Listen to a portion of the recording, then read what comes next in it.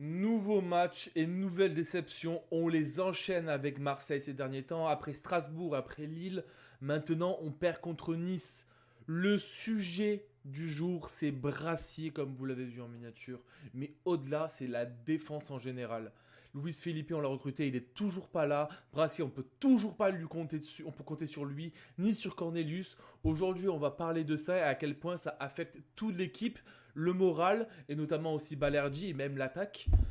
On va parler de tout ça, restez bien accrochés, n'hésitez pas à liker cette vidéo, à la follow, tout ça, à donner de la force, parce que là on en a bien besoin. Salut à tous, j'espère que vous allez bien. Alors le sujet du jour évidemment c'est la défense après cette défaite 2-0. On va voir les statistiques et on va voir qu'en termes de statistiques c'est pas si effrayant que ça, mais malheureusement quand on regarde le jeu en lui-même, bah oui c'est effrayant parce qu'on a encore un Brassier qui a la tête ailleurs. Je sais même pas si c'est un boulanger ce mec ou si c'est autre chose. Dans quel, dans quel monde on a pu recruter un mec qui était un espoir et qui flanche autant à l'Olympique de Marseille, le mec qui n'arrive pas à mettre un pied devant l'autre, le mec qui est en panique. On dirait que l'Olympique de Marseille c'était too much, c'était l'étape de trop dans sa carrière, mais malheureusement il est là et on va devoir faire vite quelque chose au mercato d'hiver ou à la fin de l'année, parce que là c'est problématique. Le mec, ça se voit qu'il est plus capable de rien, il a la tête ailleurs et ça me fait limite de la peine parce que je le vois, le mec est dans son regard et le mec il est totalement perdu. Alors il est perdu parce que dès le début du jeu, encore s'il avait fait une erreur à la 40e, mais là, dès la 7e minute, il a fait une erreur. Et si on remarque en termes de timing, c'est 7e minute et 6e minute de jeu dans la seconde mi-temps où il fait deux fois les erreurs. Sur le premier but, évidemment, hein, il est fautif parce qu'il a fait un mauvais contrôle, un mauvais appui. Dans sa course, il est dépassé et on se fait baiser. Et ça, c'est littéralement, ça met littéralement l'équipe dans la merde parce que là, vraiment, on est à la 7e minute de jeu, on est à l'extérieur. Comment tu veux donner de la confiance aux autres? Après, j'attends pas à ce qu'il donne de la confiance, Brassier, mais j'attends au moins à ce qu'il fasse le minimum syndical, c'est-à-dire ne pas faire d'erreur. C'est-à-dire, je vous demande pas de faire des passes de zinzin, je vous demande pas de construire le jeu, je lui demande même pas ça. Je suis à un niveau, je suis à un niveau avec ce mec où je lui demande rien. Juste, fais une passe à Balerdi, dis rien, fais rien. C'est tout ce que je veux. Quand il y a une erreur comme ça, je me dis putain le mec, il peut rien faire. C'est-à-dire qu'il a aucune arme pour jouer contre une équipe de Ligue 1, le mec. Il a aucune arme pour jouer à l'Olympique de Marseille. Et ça, c'est dès que le mental il est out, les gars, c'est fini, on peut plus compter sur lui. On a un gros problème sur la défense et même on va citer d'autres noms aujourd'hui parce qu'il y a d'autres joueurs qui ont été très nuls aujourd'hui. C'est pas juste Brassier. On a un Mopé qui a été nul, on a Luis Enrique qui a été nul. Globalement, le niveau collectif a chuté. Hein. Greenwood a été nul. Hein. C'est des mecs. Rao aussi, une entrée catastrophique de Rao. On va en reparler. Mais voilà, une équipe qui a pas du tout élevé son jeu, au contraire, mais qui n'a jamais été aidé par sa défense. Et il est temps de faire quelque chose. La semaine prochaine, c'est la fin du mercato hivernal. Vite que Luis Felipe prenne la place de ce joueur et qu'on recrute quelqu'un d'autre parce que aussi Merlin a été nul. Le problème, c'est que je fais que râler sur toutes mes vidéos sur la défense, mais c'est le même problème à chaque fois. C'est-à-dire qu'il n'y a aucune solution, et même je me mets à la place de Dezerbi, qu'est-ce que tu veux faire de plus? Il a essayé Cornelius, ça marche pas. Il a essayé Brassier, ça marche pas. Au bout d'un moment, on a fait un 4-3-3 en deuxième mi-temps, ça n'a pas trop bien, ça n'a pas fonctionné non plus. On a remis Robinho Vas au milieu dans l'attaque. On a essayé de mettre Murillo dans l'axe, c'était n'importe quoi aussi. En fait, on n'a pas de solution. C'est hyper déceptif, c'est hyper pessimiste de dire ça, mais on a zéro solution en défense. Donc vite que la direction olympienne se réveille, parce que là, il faut aider De Zerbi. J'ai l'impression que peu importe la combinaison dans l'axe de la défense, s'il y a un problème. Murillo, encore, ça va. Et encore, il fait des conneries comme tout le monde, mais globalement, avec Balerdi, ça va. Merlin, je me dis, il y a un gros souci avec Merlin, c'est que ok, il apporte des choses offensivement, mais on n'arrive jamais à le trouver avec ses appels. Et en fait, c'est pas le seul, hein, parce que Cornelius, Brassier, Greenwood, personne n'arrive à le trouver. Donc je me dis peut-être que ça, le problème vient peut-être de lui. Et avant, je voyais pas ça, mais tous ces appels en fait sont un peu décalés, ils sont pas dans les temps. Et toutes les actions de jeu sur le côté ne viennent pas de son côté. Donc du coup, je me dis peut-être qu'il y a un problème avec Merlin également. Donc ouais, le secteur défensif, c'est un putain de chantier. Ça me fait très peur pour la suite parce que là, on vient encore de perdre des points de fou parce qu'on a un PSG qui fait un nul. On a en dessous de nous encore des équipes qui nous laissent une chance de prendre de l'écart. Mais évidemment, troisième fois qu'on nous laisse cette chance-là. Troisième fois qu'on prend juste un point ou qu'on prend 0 point comme aujourd'hui. Donc... Ça fait très peur pour la suite de la saison. On est à la 20e journée de Ligue 1 la semaine prochaine et on n'a toujours pas de solution défensive. Ça fait très peur. Ça fait très peur parce que tout va se jouer à une ou deux rencontres maximum. Ça va se jouer à des matchs comme celui contre Lyon la semaine prochaine. Ça, c'est vraiment.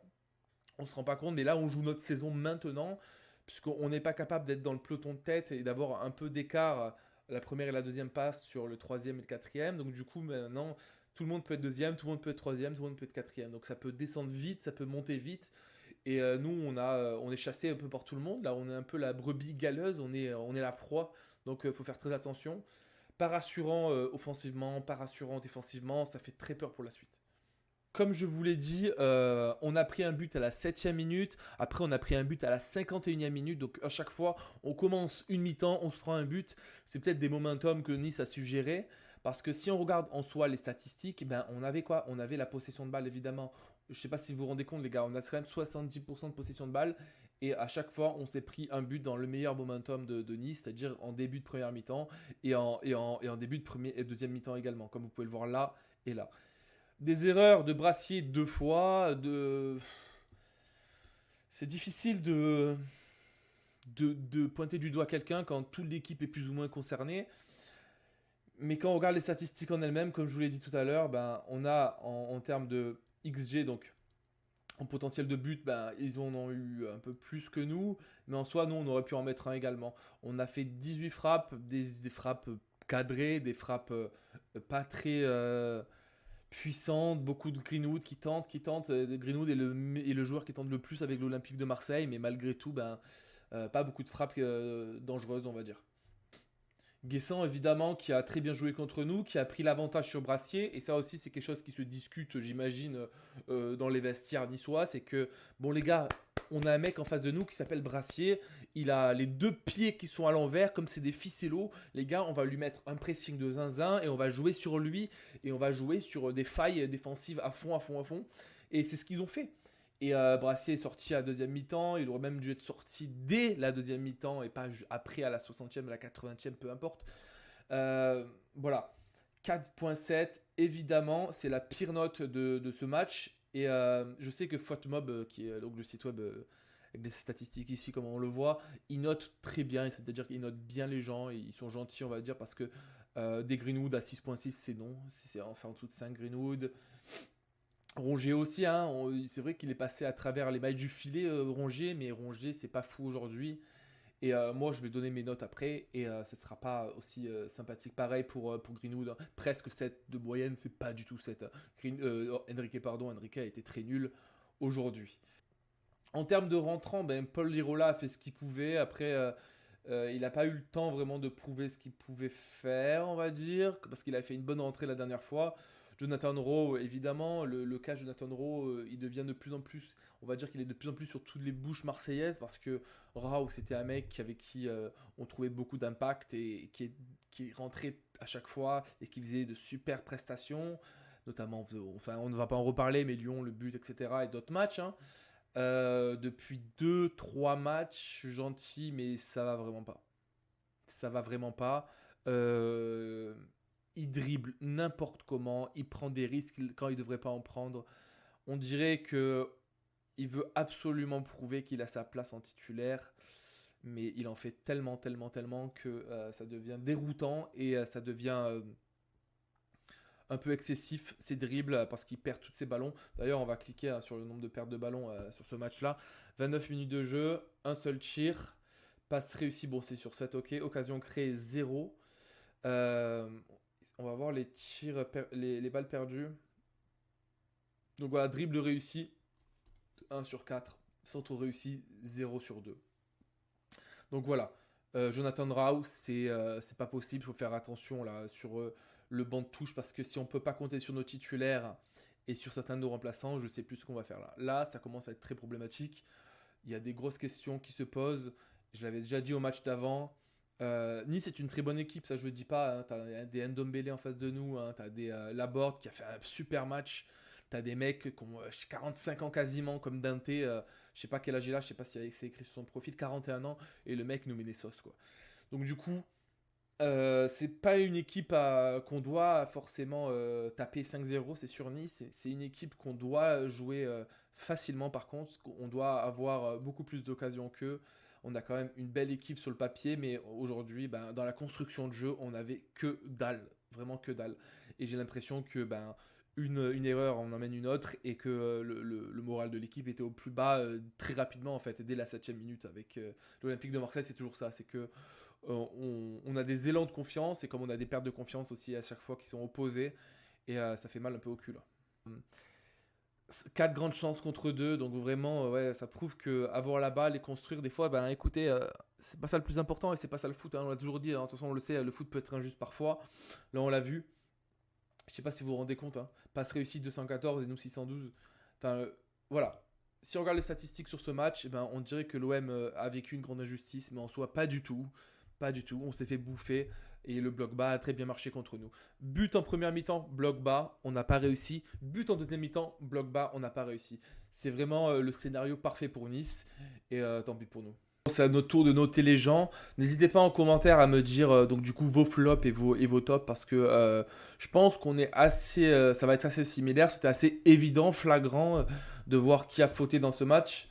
J'espère que je suis pas fou et que je suis pas le seul à voir que Greenwood, Enrique, c'est des mecs qui, quand ils jouent mal, ben, toute l'équipe joue mal et qu'on a besoin de bons joueurs à leur place. On a souvent vanté donc du coup l'évolution de Enrique, mais notamment ben, aujourd'hui c'était un match off. Après, je suis assez exigeant avec lui parce qu'on a vu tellement bien de sa part, on a vu tellement de belles choses récemment que voilà, ben, ça fait un gros choc quand il est nul et du coup ça emporte tout le monde. Donc du coup aujourd'hui on va commencer, ben, écoute par Rully.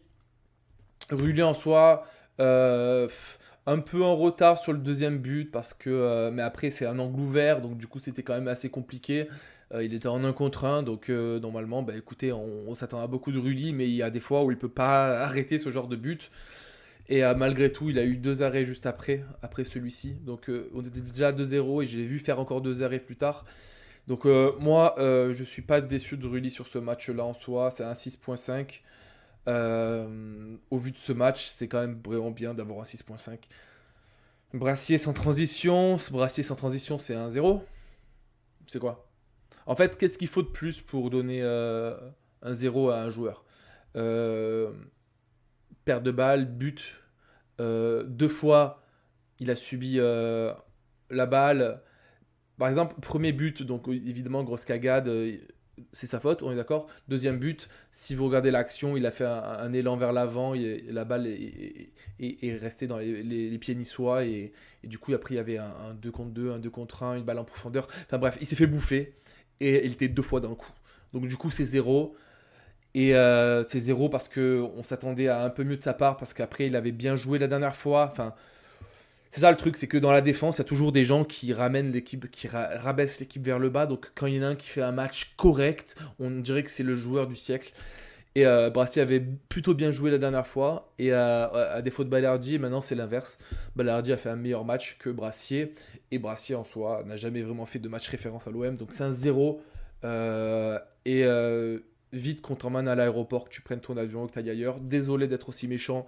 Mais au bout d'un moment, il faut dire que t'apportes rien à l'Olympique de Marseille, t'es plus dedans, t'as le moral dans les chaussettes, et ça va pas t'aider aujourd'hui de faire ça, mais au bout d'un moment, nous, on peut plus supporter d'avoir une défense aussi fébrile et que tu rabaisses le niveau de tout le monde collectivement. Donc désolé Brassier, je suis sûr que t'es un mec super gentil, hein, mais c'est fini quoi. Là, c'est la cassure, c'est le divorce, c'est limite proche de la faute professionnelle. Donc du coup, j'espère qu'on va faire quelque chose. Il reste une semaine avant la fin du mercato hivernal et j'espère qu'on va te bouger d'ici. Balerdi, en soi, c'est un 6 parce que il a tenu la baraque plus ou moins. Il a été sur les duels, il a renvoyé certaines de belles choses et notamment sur un beau centre de Nice. J'ai vu le bout du pied de Balerdi qui a sauvé pas mal l'action. Donc du coup, il a sauvé quelques balles. Il a été bien meilleur que la dernière fois. Donc globalement, c'est un des bons joueurs de ce match, Balerdi. C'est difficile de dire que c'est un top, mais on va dire que voilà. Quand ça fait contraste avec Brassier, ben, ça fait un 6 et un 0. Murillo, beaucoup de pertes de balles. Hein. Beaucoup de pertes de balles, donc je dirais plus ou moins 5. C'est la moyenne, c'est-à-dire qu'il a fait ni plus ni bien. Il a pas autant apporté qu'il a été décevant. Murillo, c'est un joueur qui a été blessé là récemment et qui est revenu sur le terrain, donc ça fait plaisir. Et je pense que c'est encore pire sans lui, donc voilà. Rongier qui n'a pas du tout été dans son match. Rongier qu'on vantait ses talents depuis son retour. Il complétait très bien notre milieu aujourd'hui, récemment. Il est revenu également de blessure comme Murillo. Pas du tout son match. Énormément de pertes de balles. J'ai pas regardé ses statistiques, mais moi je l'ai vu. C'est un 4 pour Rongier. À défaut, un Hochberg, oui, écoute, il a fait une belle passe. J'ai vu au bout d'un moment en profondeur. On a une belle action sur sa part. Il a une belle vision de jeu comme d'habitude. Mais collectivement, enfin, il n'est pas de fulgurance de sa part. Donc pour moi, c'est un 5.5 pour Hochberg. Collectivement, c'est sûr qu'en fait, quand on perd un match, tout le monde a des notes un peu de merde. 5 également pour Merlin parce que on le trouve pas. Voilà, Merlin, c'est la problématique du jour, c'est qu'il fait des efforts offensifs, mais on le trouve jamais.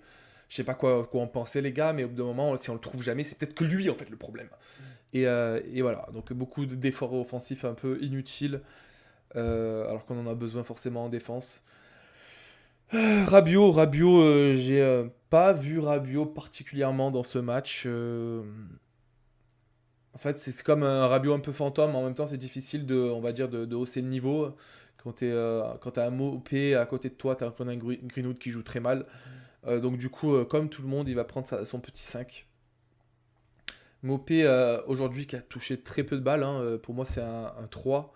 Un 3 pour Mopé, pas du tout un match référence, parce que généralement, il a toujours une certaine vision de jeu. Au bout d'un moment, il pouvait jouer un 1 contre 1 dans la fin de première mi-temps. Il ne l'a pas fait, il n'a pas pris le risque. Et ça prouve les limites de notre attaque aujourd'hui, c'est-à-dire qu'il fait le rôle du sentinelle, il fait le rôle du mec qui se sacrifie parce qu'il fait beaucoup d'efforts, il va chercher les ballons, il fait du pressing. Mais malheureusement, sur son côté technique, quand il y a un contre un à jouer, il n'y a plus personne, il n'y a pas grand monde. Et après, évidemment, le mec a son gabarit. Voilà, il a son gabarit, on peut rien dire. Il ne peut pas concurrencer un mec qui fait 1m85. Donc il se fait bouffer sur les duels. Et ce faux numéro 9, c'est compliqué à jouer à l'Olympique de Marseille ou ce numéro 9, ça dépend. Ça dépend le contexte et les ballons qu'il reçoit, mais voilà. Rôle ingrat, mais on va dire qu'on l'a déjà vu bien meilleur que ça, le Mopé, et aujourd'hui, il est sorti à deuxième mi-temps. Et je trouve que Robinho Vaz a beaucoup plus de talent, désolé de le dire, à 17 ans, mais est du moins beaucoup plus utile dans cette formation olympienne, et notamment dans ses appels de balles pour étirer la défense. On en avait bien besoin. Il a créé des fautes aussi, il a subi quelques fautes. Donc ouais, Robinho Vaz a à revoir en pointe et peut-être titulaire au lieu de Mopé. Greenwood, très mauvais match de Greenwood. Je suis très déçu de Greenwood. C'est quand même le meilleur buteur de Ligue 1. Toutes ses transversales. Alors, on connaît Greenwood par sa capacité à pouvoir dribbler, mais on connaît aussi Greenwood à sa capacité à faire de belles transversales. Et là, toutes ces transversales, toutes ces passes étaient mal appuyées. Ses dribbles plus ou moins efficaces, on va dire. Et malgré ses frappes et tout, écoutez, on a vu un Greenwood qui n'était pas inspiré aujourd'hui. Et je suis assez déçu de sa prestation. Comme Luis Enrique qui a très peu proposé de choses, je dirais c'est à peine mieux que Greenwood. Mais voilà, quand on a un côté droit qui à la base est le côté droit, qui donne des solutions, qui innove et qui marche beaucoup mieux que le côté gauche, et quand on voit que les mecs sont pas dans leur match et que d'ailleurs, on va faire une petite parenthèse, mais Greenwood ne confirme pas contre des grosses équipes, entre guillemets. Hein, Nice, c'est quand même une grosse équipe. Ça fait peur pour la suite si jamais on a des matchs de Ligue des Champions. Si c'est un mec qui doit marquer que comme Brest ou ce genre d'équipe, ou Reims, ou peu importe, c'est très bien. Mais si on ne sait pas un joueur sur qui on peut compter dans les grands matchs, dans les grands scénarios, ça fait de la peine pour notre attaque qui est pas du tout inspirée. Donc, du coup, voilà, globalement, on a une équipe qui est plutôt mauvaise. Collectivement, on voit quand c'est Balerdi qui a une des meilleures notes, et généralement c'est toujours très mauvais signe à l'Olympique de Marseille. Ça veut dire qu'on perd. Et c'est encore le cas et cette fois-ci. C'est que c'est difficile de mettre ça sur toutes les erreurs sur deux Zerbi parce que en fait, si on réfléchit, on n'a personne en défense sur le banc de touche. On a littéralement personne. Luis Felipe, je sais pas c'est quand qu'il peut jouer, ce con-là. Mais au bout d'un moment, si on n'a pas ce mec-là, après on a que des minots. Et c'est très compliqué en fait que De Zerbi soit fautif quand il a aucune arme pour réagir. C'est pour ça qu'on a besoin de joueurs, on a besoin de 109 un petit peu à l'Olympique de Marseille parce que là, le banc de touche, il n'est pas très profond ici. Donc du coup, on va mettre pareil, 5.5 pour De Zerbi. C'est pas de sa faute hein, quand on voit les prestations de sa défense, mais c'est lui qui a quand même aligné Brassier. Après, évidemment, personne ne pense qu'il allait faire des conneries, des erreurs pareilles. Mais bon, tout le monde est un peu fautif dans ce match. Le niveau collectivement a baissé. Pour faire un bilan, les gars, ben écoutez, il n'y a pas encore une alerte, il n'y a pas encore de quoi crier danger, incendie ou je sais pas quoi, mais en fait, euh, c'est la sixième fois où on a une chance de prendre encore de l'écart avec le troisième et le quatrième, et c'est encore une fois une chance qui nous passe devant. Ça fait chier parce que la Ligue 1, du coup, ça veut dire quoi? Ça veut dire qu'on fait des matchs comme ça, on a encore 3 points d'avance sur le troisième, ça craint un petit peu, je vous le dis. Il y a quand même le PSG qui est même pas dans un peloton de tête parce qu'ils sont seuls loin devant et ça se voit que ça se tabasse tous pour la deuxième, troisième, quatrième place et que ça peut aller très vite dans tous les sens. Aujourd'hui, on a 3 points d'avance sur le troisième et Lyon a fait un match nul aujourd'hui. Donc c'est cool hein, contre Nantes, mais c'est-à-dire que Lyon, si aussi avait gagné là, avait gagné un autre match, ben, il pourrait nous taper aussi. Donc voilà, ça va être des matchs qui vont être très compliqués. Ça va être un Olympico qui va être compliqué parce qu'on aura tous des choses à jouer. Et nous, on a besoin de conforter cette deuxième place qu'on n'a pas fait aujourd'hui. Donc ça fait peur pour la suite. Espérons qu'il y a des arrivées rapidement. Mehdi Benassia fait quelque chose, Longoria, on se réveille, que quelqu'un raisonne de Zerbi et qu'on arrête de mettre Brassier. Je préfère limite moi rentrer sur le terrain ou qu'on mette un inconnu au bataillon, qu'on mette un jeune à sa place parce que là, ben, quand la tête est plus là, ben, les pieds ne sont plus là également. Donc du coup, j'espère on va arrêter d'enfoncer Brassier et on va juste le mettre de côté. Parce que là, le mec ne peut plus se permettre de jouer un match de Ligue 1 cette année, ça va pas, ou du moins plus chez nous. Faut qu'il aille prendre l'air et qu'il aille ailleurs rapidement. Merci d'avoir écouté cette vidéo, j'espère que ça vous a plu. N'hésitez pas à me laisser des commentaires les gars, donner de la force, on est là. Et, et on se retrouve la semaine prochaine pour un nouveau débrief. À bientôt. Et allez l'OM.